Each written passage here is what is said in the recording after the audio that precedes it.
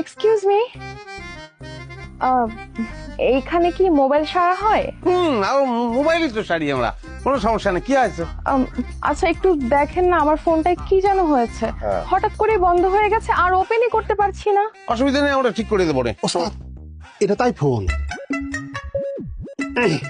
ওরে পাগল, 30 বছর আগে এই আইফোন ঠিক করার মধ্যে দিয়েই আমরা কিন্তু এই আইফোন ঠিক করা শিখেছি, বুঝছিস? হ্যাঁ, উল্টো পাল্টা কথা অসুবিধা নেই, ঠিক করে। সামনে সর বসতিতে। আমি সর্বকিসের জন্য?